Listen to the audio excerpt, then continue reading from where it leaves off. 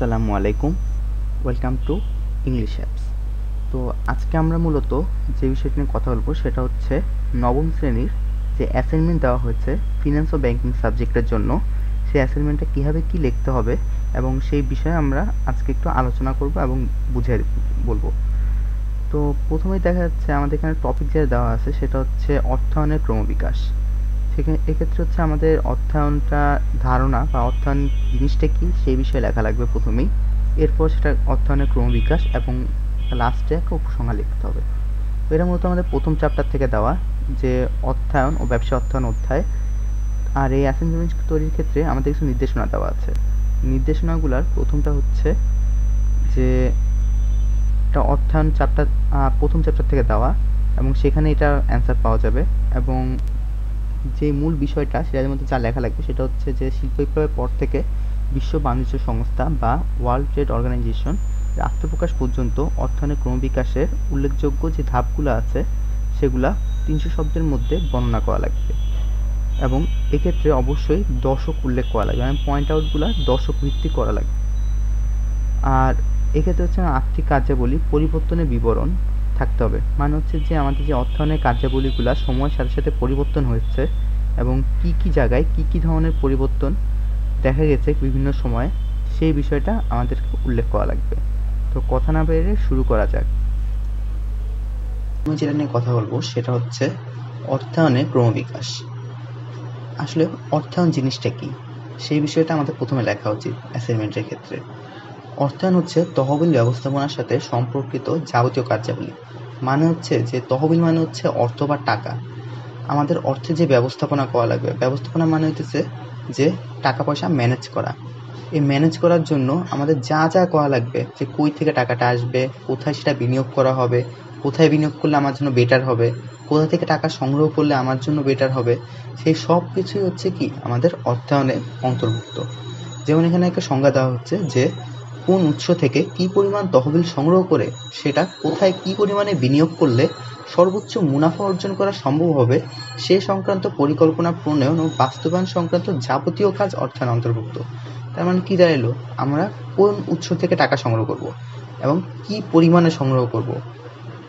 তার মানে কি আমাদের এটা আগেই ঠিক করে রাখা লাগবে যে আমরা আমাদের হাতে কি অপশন আছে টাকা সংগ্রহ করা বা তহবিল সংগ্রহ করার জন্য, আর সেটা কোথায় এবং কি পরিমাণে বিনিয়োগ করা হবে। তার মানে কি আমাদের বিনিয়োগের তহবিল বিনিয়োগের ক্ষেত্রেও আমাদের অনেকগুলো অপশন লাগবে, যে কোন অপশনে বিনিয়োগ করলে আমাদের কারবারের বা প্রতিষ্ঠানের বা ব্যবসায় প্রতিষ্ঠানের সর্বোচ্চ মুনাফা অর্জন হবে, সেই সংক্রান্ত পরিকল্পনা প্রণয়ন, মানে সেই সংক্রান্ত প্ল্যান করা এবং সেই প্ল্যানটাকে এক্সিকিউট করা, এই সংক্রান্ত যাবতীয় কাজ আমরা অর্থায়নের মধ্যে যাবে।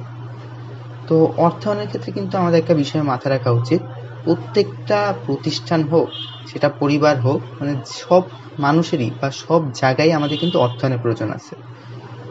এর কারণটা কি, চিন্তা করে দেখো, আমাদের পরিবারের মধ্যেও কিন্তু আমরা অর্থায়ন করি। কীভাবে? পরিবারে কিন্তু আমাদের অর্থের একটা উৎস আছে, যে পরিবারে আপনার পিতা অথবা মাতা যে কোনো একজন বা দুজনই অনেক ক্ষেত্রে টাকা উপার্জন করে, সেটাই কিন্তু আপনার তহবিলের উৎস। আর কোথায় কোথায় সেটা খরচ করা হবে সেটা হচ্ছে কি আমাদের এই ব্যবসা প্রতিষ্ঠানের ক্ষেত্রে বিনিয়োগ, আর নর্মাল পরিবারের ক্ষেত্রে সেটা হচ্ছে আমাদের কি খরচের খাত। তো কোথায় খরচ করলে বা বিনিয়োগ করলে আমাদের সবচেয়ে বেশি লাভ হবে, প্রতিষ্ঠানের ক্ষেত্রে হচ্ছে মুনাফা, আর পরিবারের ক্ষেত্রে হচ্ছে কি যে আমাদের জন্য ভবিষ্যতের জন্য যেটা বেটার হবে, যেখানে খরচ করা সেটা বের করে হচ্ছে কি অর্থায়ন। শুধুমাত্র টাকা পয়সা ম্যানেজ করলে হবে না, এখানে ইনপুট, আউটপুট এবং প্রসেসিং তিনটা বিষয়কেই মাথায় রাখা লাগবে অর্থায়নের ক্ষেত্রে। তো অর্থায়ন ক্রমবিকাশ নিয়ে আমরা এখন আলোচনা করব, যে অর্থায়ন কিন্তু আজকে একদিনে আসে নাই। আগেকার দিনে বা আজ থেকে হয়তো বা 100 বছর আগে অর্থায়ন বলতে আসলে কিছু ছিল না। তখন সব প্রতিষ্ঠানের জন্য কী করা লাগতো, শুধুমাত্র যে আর্থিক যে হিসাব নিকাশ আছে, যে হচ্ছে ব্যবসা প্রতিষ্ঠানের যে হিসাব রাখা লাগে, শুধুমাত্র সেই হিসাবটুকুই রাখা লাগতো আগে। কিন্তু আস্তে আস্তে সময়ের সাথে সাথে ব্যবসা প্রতিষ্ঠানের আকার চেঞ্জ হয়েছে, ব্যবসার প্রতিষ্ঠানের সাইজ বড় হয়েছে, বিক্রি বাড়ছে, উৎপাদন বাড়ছে এবং সবগুলা সিচুয়েশনই অনেক ক্রিটিক্যাল হয়ে গেছে বা জটিল হয়ে গেছে। তো এই জটিলতা এড়ানোর জন্য আস্তে ধীরে অর্থায়নের কাজের পরিধিও অনেক বাড়ছে। তো আমরা এখন এটাই দেখব যে হচ্ছে অর্থায়নটা আসলে কীভাবে আসছে। তো প্রথমে দেখা যাচ্ছে যে 1930-এর পূর্ববর্তী দশক মূলত হচ্ছে যে 1750 থেকে 1850 সাল পর্যন্ত কিন্তু কী ছিল, আমাদের শিল্প বিপ্লব ছিল। এই শিল্প বিপ্লবের পরপরই যেটা হয় যে ব্যবসা বাণিজ্যের প্রচুর সম্প্রসারণ ঘটে, ব্যবসায় বাণিজ্য প্রচুর পরিমাণে বৃদ্ধি পায়।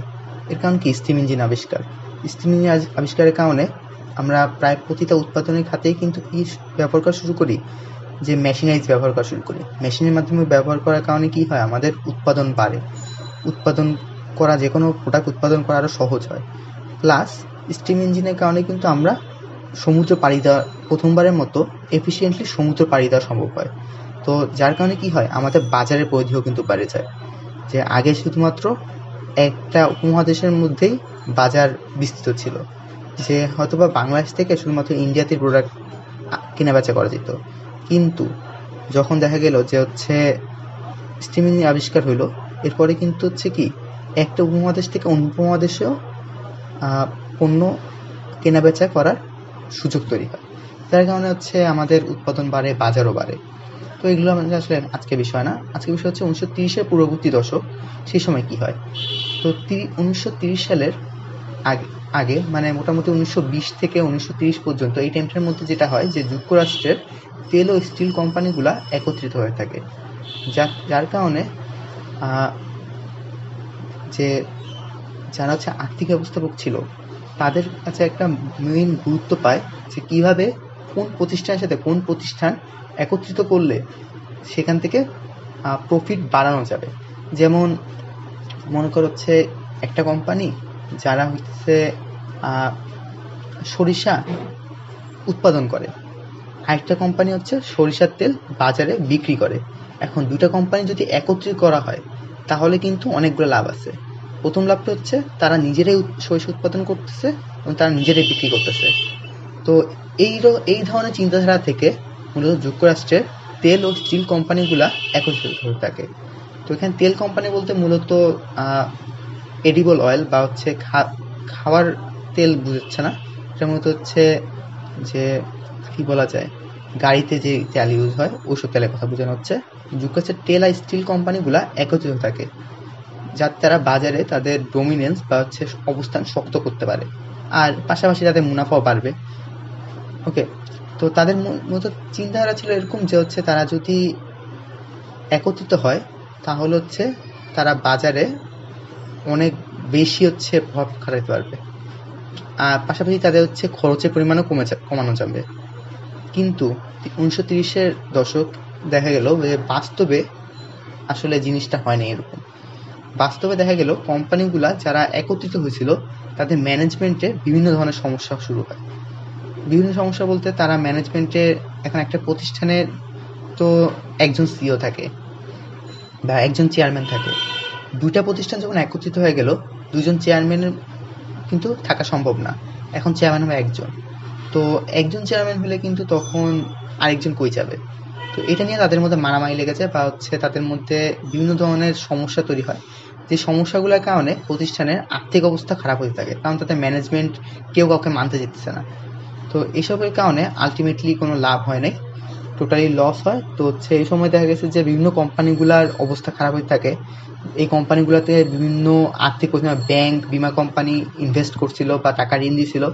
কোম্পানিগুলো লস হওয়ার কারণে হইতেছে ওই ব্যাংকিং প্রতিষ্ঠান বা বিমা কোম্পানিগুলোরও লস হয়, যার কারণে হচ্ছে পুরো যুক্তরাষ্ট্রে চরম মন্দা শুরু হয়। যার কারণে দেখা যায় যে অনেকগুলো প্রতিষ্ঠানই দেউলিয়া হয়ে যায়। মন্দা মানে হইতেছে যে বাজারে ডিমান্ড টোটালি কমে যাওয়া। যে দেখা গেল হচ্ছে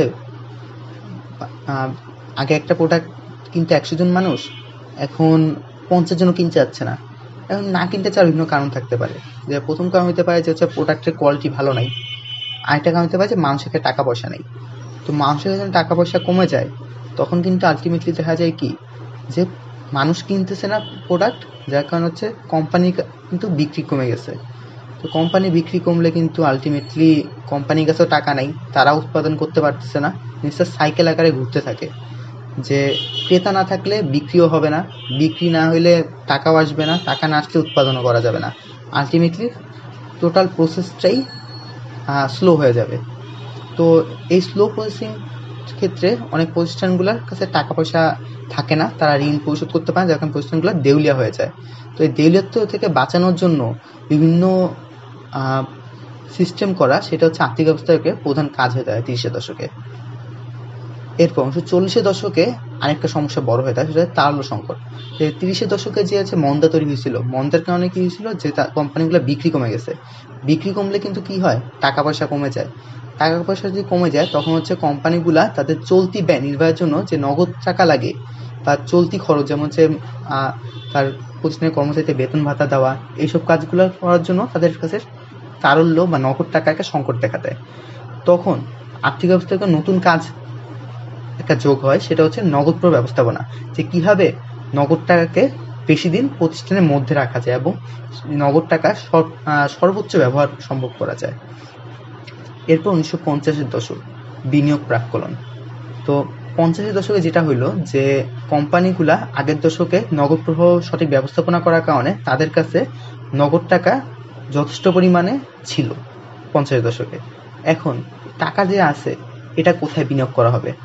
দেখা গেল যে হচ্ছে আগের দশকে মানুষ কোম্পানিগুলোর কাছে হয়তো বা 50 টাকা ছিল, তারা সঠিক নগদ প্রবাহ ব্যবস্থাপনার মাধ্যমে এখন তাদের কাছে হচ্ছে 100 টাকা থাকে, ফাও পড়ে থাকে বা অতিরিক্ত থাকে। এখন তারা এই টাকাটা কিভাবে কোথায় বিনিয়োগ করতে পারবে, সেটা এখন তাদের বের করাটা জরুরি। তো এই জন্য হচ্ছে এই 50 দশকে সনাতনী চিন্তাধারা পাল্টে তারা গাণিতিক সূত্রের সাহায্যে সঠিক বিনিয়োগ সিদ্ধান্ত, যে কোন প্রকল্পে বিনিয়োগ করলে কারবারের বা প্রতিষ্ঠানের ব্যবসায়ের সর্বোচ্চ মুনাফা অর্জন করা সম্ভব হয়, সেই দিকে তারা নজর দেওয়া শুরু করলো। এরপর 60-এর দশক। আগের দশকে তখন তারা সঠিক জায়গায় বিনিয়োগ করার জন্য বিভিন্ন পদ্ধতি আবিষ্কার করে। তারা 60-এর দশকে দেখতে পাইল যে বিনিয়োগ যেহেতু করার এখন অপশন আছে, বিভিন্ন অপশন যখন বের হওয়া শুরু হলো বিনিয়োগের, এখন কিন্তু বিনিয়োগ করার পালা।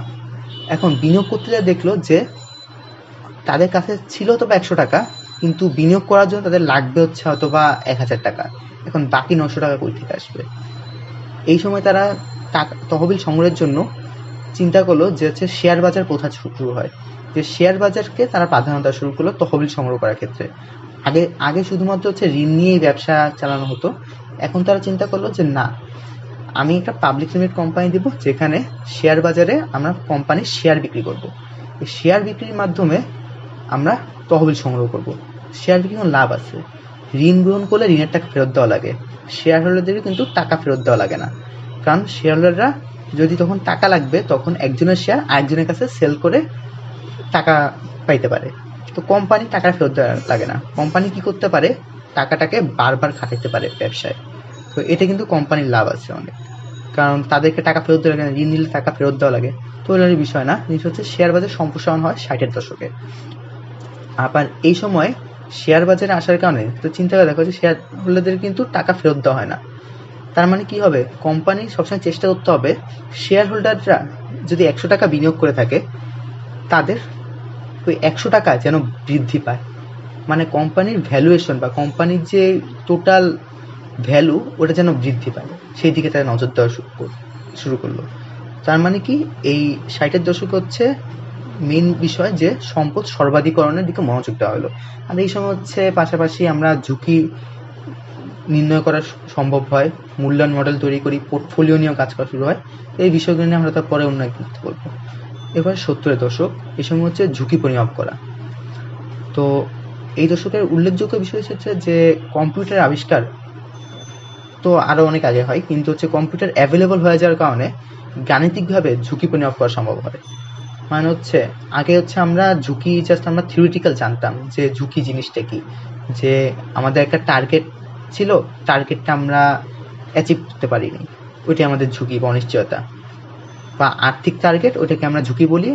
ওকে, তো ওটা যদি আমরা টার্গেট অ্যাচিভ করতে না পারি তখন ওইটা আমাদের ঝুঁকি হয়ে যায়। তো আগে আমরা পারতাম না কীভাবে ঝুঁকি পরিমাপ করতে হয়, কিন্তু 70-এর দশকে কম্পিউটার আবিষ্কারের ফলে আমরা প্রচুর পরিমাণে ম্যাথমেটিক্যাল ক্যালকুলেশনের মাধ্যমে ঝুঁকি পরিমাপ করতে পারি, এবং এই সময় বিভিন্ন ধরনের থিওরি, অর্থায়নের এবং সূত্রগুলো আবিষ্কার হয় এবং এগুলো ব্যবহারও বাড়তে থাকে। ওকে, এর পাশে 90 দশক। এই 90 দশক মূলধন বন্টন প্রক্রিয়া। বাজারে প্রতিযোগিতা বৃদ্ধি পায়, বাজার সম্প্রসারণের কারণে আমরা কোন প্রকল্পে কি পরিমাণ মূলধন বিনিয়োগ করলে বা মূলধন পরিমাণ কি পরিমাণ কোন প্রকল্পে দিলে আমাদের কারবারে সর্বোচ্চ মুনাফা আসবে, সে ব্যাপারে আর্থিক ব্যবস্থাপকরা কাজ করা শুরু করে। কারণ কি, বাজারের প্রতিযোগিতা বৃদ্ধি পাইছে এবং বাজার সম্প্রসারণ হচ্ছে। বাজারে যদি অনেক ধরনের সেলার থাকে, মানে প্রতিযোগী সেলার বা কম্পিটিটর অনেক থাকে, তখন কিন্তু আমাদেরকে বিবেচনা আনতে হয় যে কোন জায়গায় কি পরিমাণ টাকা ইনভেস্ট করলে আমাদের মুনাফা আসবে। যে চাইলেই ইনভেস্ট করলাম একটা প্রকল্পে, ওখান থেকে প্রফিট নাও আসতে পারে। যেমন মনে করো আমরা চিন্তা করলাম যে আমি মুরগির খামার দিব, বাজারে অনেক মানুষ মুরগির খামার আছে, তখন তো প্রাইস কমে যাবে, আলটিমেটলি আমাদের প্রফিটও কম হবে। তখন আমাদের চিন্তা করতে হবে যে আসলে মুরগির খামার দিলে আমাদের বেটার হয় না গরুর খামার দিলে বেটার হয়, কোন জায়গায় কম্পিটিশন কম আছে, কোন জায়গায় প্রফিট মার্জিন বেশি, মুনাফার পরিমাণ বেশি। এই জিনিসগুলো চিন্তা করা শুরু হয় এবং ওই অনুপাতে আমরা মূলধন বন্টন করবো। মানে যেখানে আমাদের মুনাফা বেশি হওয়ার চান্স আছে, ওইখানে বেশি পরিমাণ টাকা ইনভেস্ট করা হবে। এর পাশে 90 দশক। এই সময় থেকে মূলত আধুনিক অর্থায়ন শুরু হয়। যে এই সময় বিশ্ব বাণিজ্য সংস্থা আত্মপ্রকাশ ঘটে এবং বিশ্বব্যাপী আমদানি রপ্তানি, যে ইন্টার কান্ট্রি, এক কান্ট্রি বা এক দেশ অন্য দেশের সাথে আমদানি রপ্তানির যেই কাজটা, এই কাজটা শুরু করে বা মানে বেশি পরিমাণে হতে থাকে। এই সময় শুরু অনেক আগেই হয়, কিন্তু এই সময় অনেক বেশি বৃদ্ধি পায়।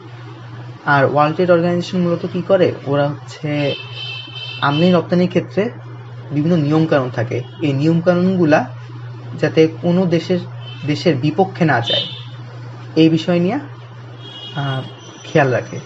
যেমন আমরা কদিন আগে শুনছিলাম যে আমেরিকা চাইনিজ বিভিন্ন প্রোডাক্টের উপর ব্যান করে দিয়েছিল, যে আমেরিকাতে কোনো চাইনিজ প্রোডাক্ট ঢুকতে দেওয়া যাবে না, হুয়াওয়ের লাইসেন্স বাতিল করা হয়েছে। তারপর তাদের চিপ ম্যানুফ্যাকচারিং বাদ দিয়ে দেওয়া হয়েছে, এরকম ভ্যারাইটি জিনিস ছিল।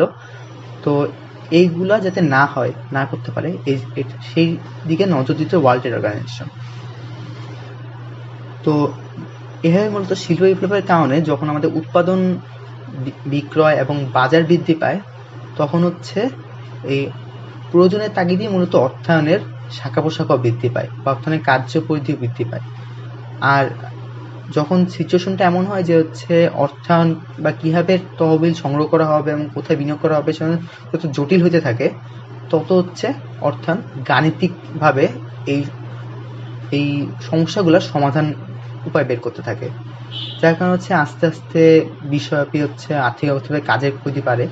শুরুতে এই কথাগুলো আমি আগেও বলছি যে শুরুতে শুধুমাত্র প্রতিষ্ঠানে হিসাব সংরক্ষণ একমাত্র কাজ ছিল, কিন্তু আস্তে দেখা গেল প্রতিষ্ঠানে বিনিয়োগ সিদ্ধান্ত, কোথায় বিনিয়োগ করা হবে, ঋণ গ্রহণ সিদ্ধান্ত, কই থেকে ঋণ গ্রহণ করা হবে, তহবিল সংগ্রহ করার জন্য কি ঋণ নেওয়া হবে কি হবে না, মুনাফা বন্টন সিদ্ধান্ত, প্রতিষ্ঠানের যে মুনাফা হবে ওইটা কি শেয়ারহোল্ডারদেরকে দিয়ে দেওয়া হবে নাকি ওই টাকা পুনরায় বিনিয়োগ করা হবে, সেই সংক্রান্ত সিদ্ধান্ত, নগদ প্রবাহ ব্যবস্থাপনার সিদ্ধান্ত, এগুলো আর্থিক ব্যবস্থাকে কাজের অন্তর্গত হয় এবং অনেক গুরুত্বপূর্ণ কাজ হয়েছে।